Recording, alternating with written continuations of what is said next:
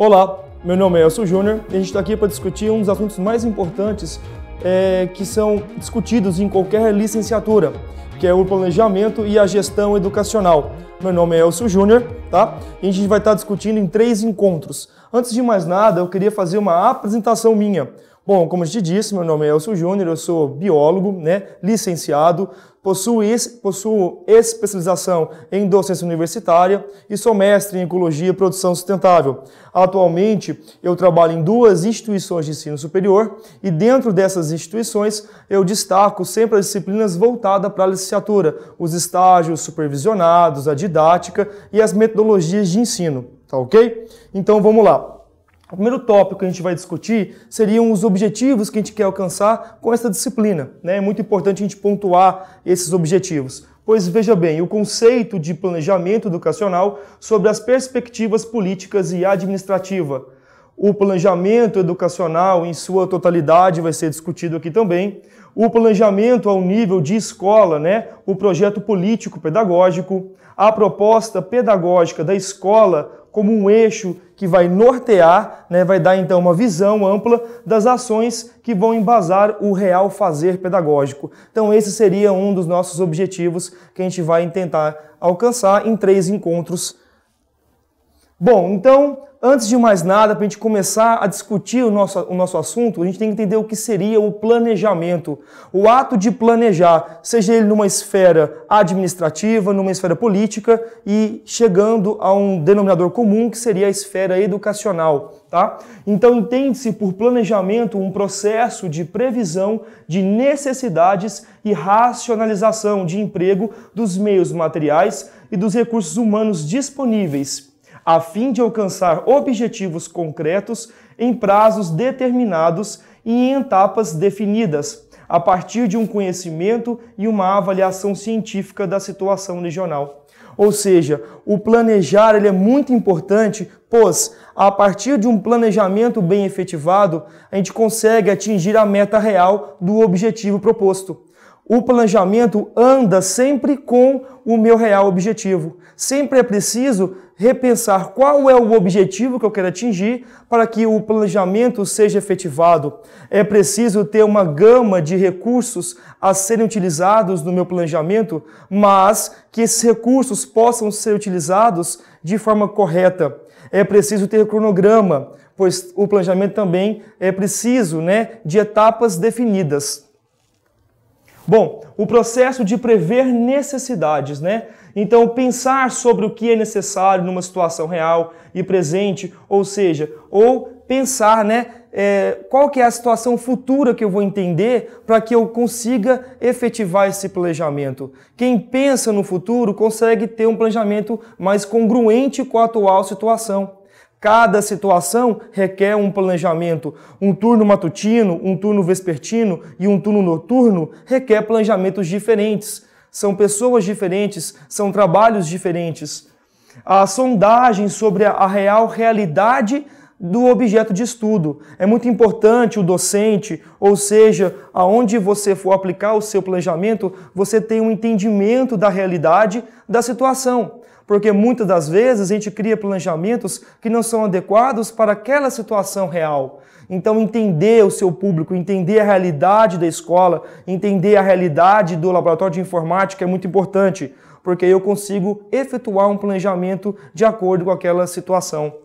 Prever e perceber o que é possível fazer parte, para se poder resolver situações a partir das intenções teóricas a fim de se chegar a um agir concreto. Se eu entendo, qual é a minha realidade do meu foco, eu consigo então gerar um planejamento, de modo concreto. Mesmo, vale lembrar que esse planejamento, por mais que a gente busque um pensamento concreto, ele não é engessado, ele apresenta flexibilidade, correto?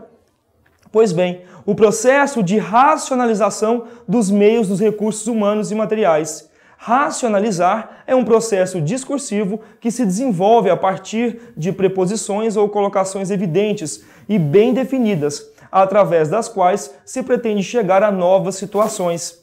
É saber tomar decisões sobre o que se deve usar e sobre quem vai executar o plano. É muito importante em qualquer esfera, seja política, educacional ou até mesmo administrativa, que a gente pense, né, em toda a sua conjuntura deste planejamento. Quem que vai efetuar esse planejamento? Aonde vai ser feito? Né? Quanto mais arestas eu conseguir fechar desse planejamento, eu vou ter ele de forma efetivada. Então, um bom planejamento ele não pode ter arestas abertas. Quanto mais eu pensar e deixar ele redondinho, melhor vai ser esse planejamento, tá? Porque quem planeja não conta com imprevistos. Né? Os melhores, né, e mais eficazes meios de recursos sempre devem ser selecionados e organizados a partir dos objetivos do planejamento. Então, volto a falar, quanto maior a riqueza de recursos, seja ele multimídia, um laboratório de informática ou até mesmo outros recursos que você pode utilizar, é muito bem-vindo no planejamento, desde que você tenha noção de como utilizar. É muito comum a gente pegar planejamentos para fazer uma análise e ter uma cartela variada, né, de elementos, mas que esses elementos não se apresentam de forma efetuada, eles não se apresentam de forma concreta, estão só no planejamento, mas não foram utilizados. E aí não tem porquê, tá ok? O processo de planejamento visa o alcance de objetivos em prazos e etapas bem definidas. Então, muitas das vezes a gente esquece, né? A gente faz um planejamento, faz uma metodologia, pensa em tudo, mas não pensa num prazo. E o prazo, né, um cronograma, ele sempre vem lado a lado com o meu planejamento.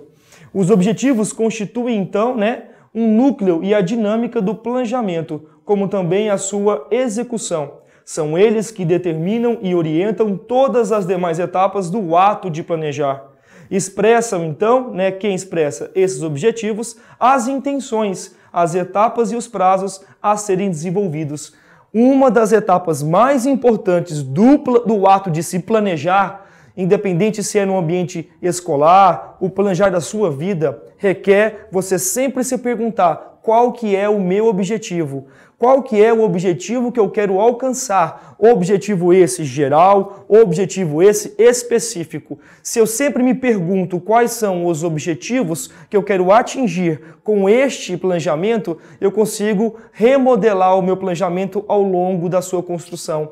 Porque muitas das vezes o docente cria um planejamento e quando é efetivado, quando ele coloca em ação esse planejamento, há uma separação, né? Uma divisão entre a forma de enxergar do aluno com o do professor, porque o professor, na verdade, ele não conseguiu expressar qual que era o objetivo que ele gostaria de atingir naquele momento, naquela aula, naquele semestre, enfim.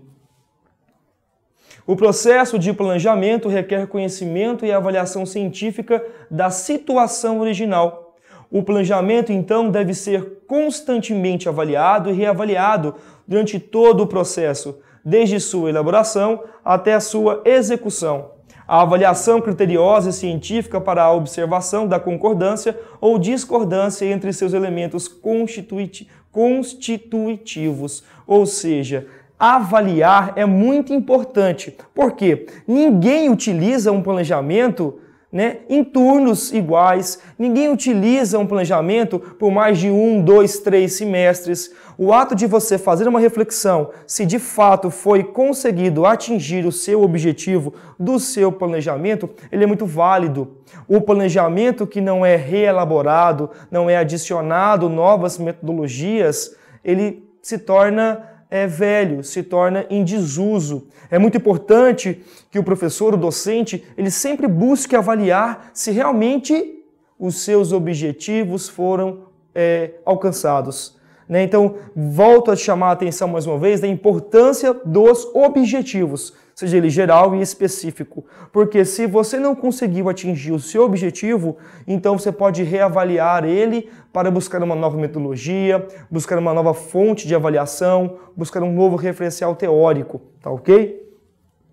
Concluindo, né, entre aspas ainda, então a gente pode pensar que o planejamento, em um sentido amplo, é um processo que visa, né, a dar respostas a um problema, estabelecendo fins e meios que apontem para a sua superação, de modo a atingir objetivos antes, né, previstos, pensando e prevendo necessariamente o futuro. Então, se eu tenho um objetivo a ser alcançado, se eu tenho uma metodologia adequada, se eu tenho uma ação, né, e uma noção da realidade de onde eu vou aplicar esse objetivo, então eu consigo fazer um planejamento, né, bem elaborado, bem feito e que vai dar certo, né? Ou seja, mas vale considerar também que, né, as condições do presente, as experiências do passado, os aspectos contextuais e os pressupostos filosóficos, cultural, econômico e político de quem planeja e de com quem se planeja devem ser levados em consideração, tá ok? Então agora eu vou te dar um exemplo muito interessante de um planejamento a nível de docência, né?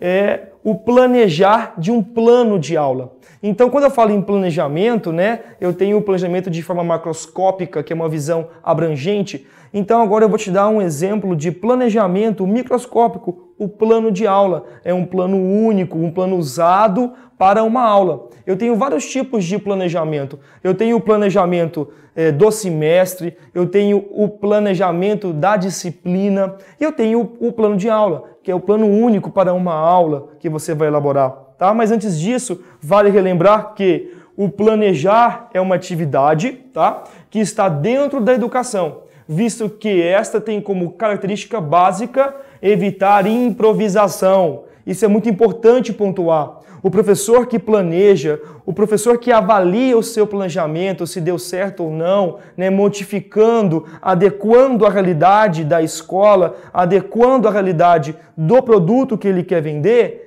ele está isento de ser pego por improvisações. No seu planejamento, eu tenho a opção A, a opção B, a opção D, para que sempre você consiga sair, né, de acordo com as situações propostas.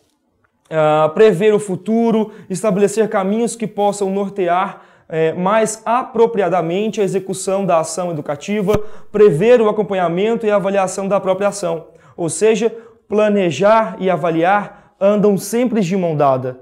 Se você elaborou o seu planejamento, efetivou e avaliou se houve realmente a resposta positiva aos objetivos estabelecidos, ótimo. Então você está no caminho certo, tá ok? Então vamos ao exemplo que eu te dei, né?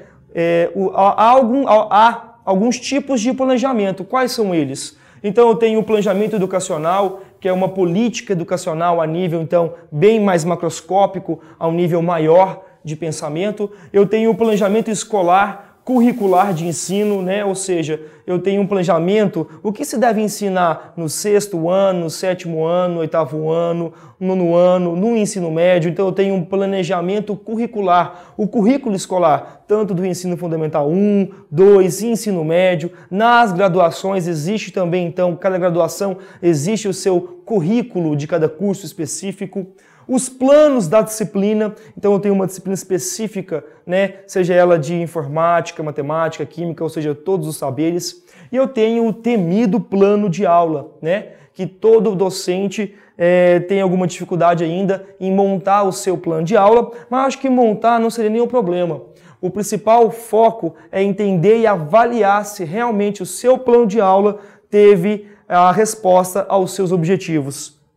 Então, o que seria o plano de aula? Bom, o plano de aula é um documento utilizado pelo professor para elaborar o seu dia a dia, né, letivo, para registro de decisões tomadas durante as suas aulas, né, do que se pensa em fazer, como fazer, quando fazer, quais são os recursos metodológicos, qual tipo de avaliação você vai utilizar, qual tipo de referencial teórico você vai utilizar. Isso é muito importante. Com quem vai fazer, como, né, você vai atuar nos seus objetivos. Então essas são as respostas e perguntas geradas quando se constrói um plano de aula, né? Um só, único. Para existir o plano é necessária a discussão sobre fins e objetivos, culminando com a definição dos mesmos, pois somente deste modo é que se podem responder as questões indicadas acima. Então o plano, né, esse plano de aula, ele é uma apresentação sistematizada e justificada das decisões tomadas relativas às ações realizadas. né? Então o plano de aula, ele é um guia.